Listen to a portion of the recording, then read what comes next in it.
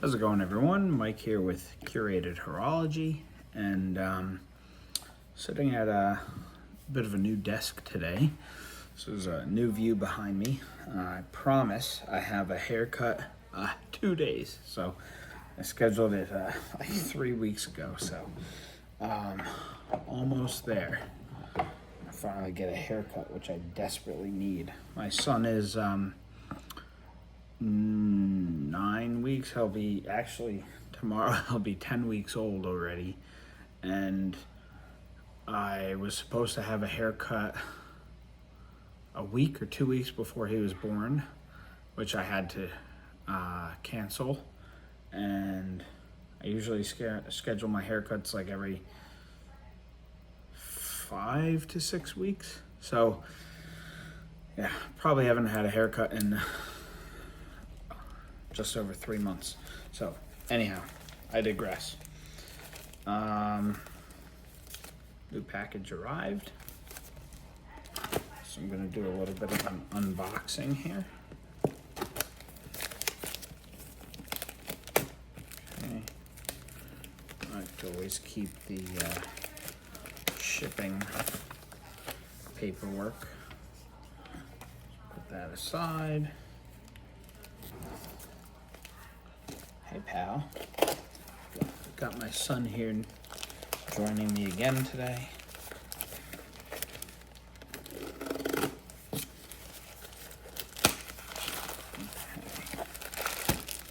So after getting the plastic DHL cover off, got the box.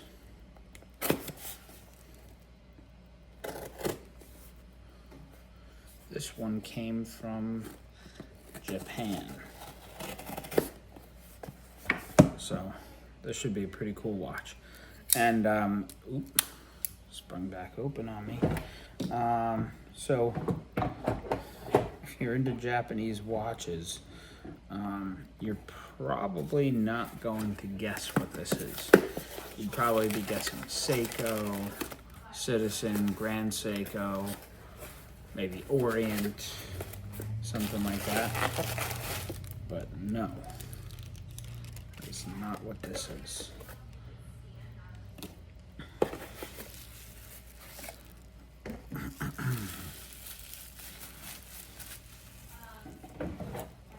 Back out. Hey bud, I hope this fits my wrist. I tend to find that oh no, pal. Oh no. I tend to find that when I watch, or when I buy, I should say, watches from Japan, they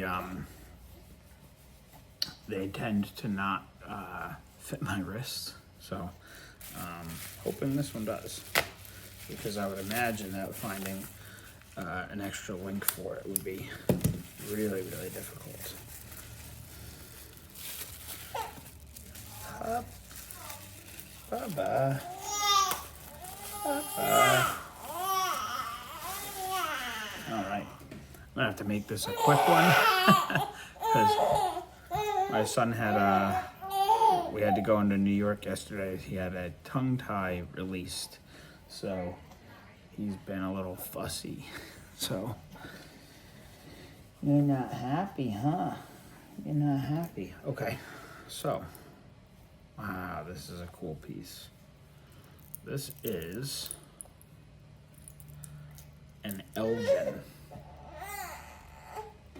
So I need to acquaint myself with the history, but I believe Elgin used to be obviously an American watchmaking company. I believe at some point they, during the quartz crisis and everything, companies like Hamilton was purchased by a Swiss company. I believe Elgin was purchased by a Japanese company, and they continued making Elgin watches in Japan for a period of time. So this would have been around that period, I believe, late 80s, early 90s. I believe this one specifically is early 90s. And I believe the dial is intentionally purple I don't think that's, oh boy, pal. I don't think that's intentionally, or I don't think that's a tropical dial. I think that's intentionally purple. And, but nice blue bezel, two-tone. This is a cool piece. It's automatic. So, uh-oh. It was running a second ago. Seems to have stopped.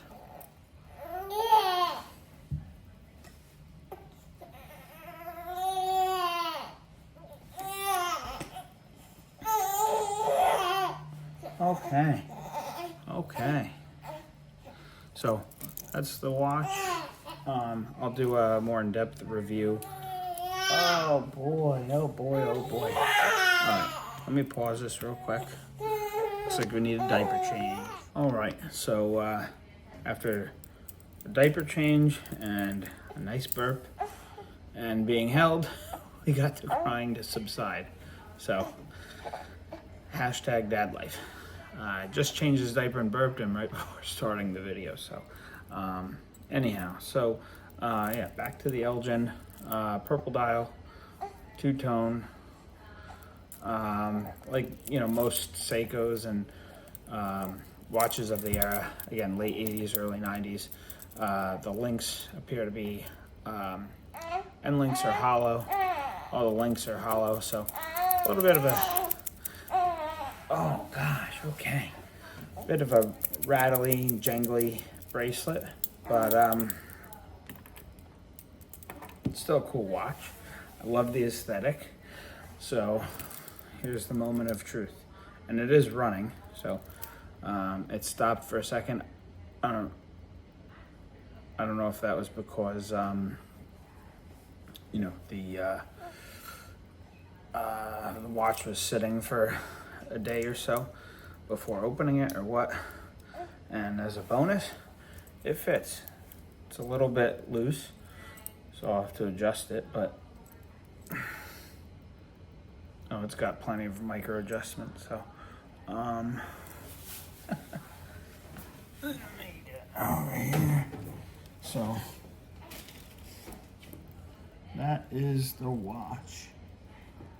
So super cool. Super cool. Let's see, what does it say here on the Elgin USA? Huh.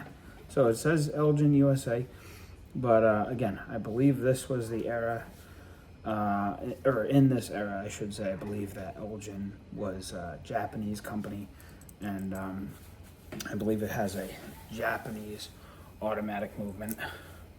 I could be wrong. Like I said, I need to brush up on my history and see about that. Maybe they still were a US-based company, but they were using Japanese movements. Maybe my memory's a little foggy. So I'll do like a more in-depth video at some point, and you know, and I'll maybe correct that aspect of their history. The crown is interesting to me. It's, try to get it to focus a little bit. Come on, Bubba. It's stainless on the outside, and then the teeth are gold plated. So that's an interesting crown. I can only imagine if I did have to find parts for this watch, it'd probably be really tough. So I'll brush up on the history. I'll do a cool, more in-depth video on it, I suppose, in the future. And screw down crown. I believe it's 200 meters water resistance. And no, my eyes are not deceiving me. It actually has an expandable clasp for diving. So I guess you could say this is a proper dive watch. Really cool. Yeah, I'm pumped. I'm pumped with this thing, and I think it was only about 190 bucks or something. I mean, plus shipping, but shipping wasn't so bad. Under 250 bucks. So it is, I would say, a bit of a Rolex homage with the, with the Mercedes hands and everything. I mean, let's be honest, it's a spitting image of a Rolex Submariner, but yeah, it's an Elgin. Pretty cool.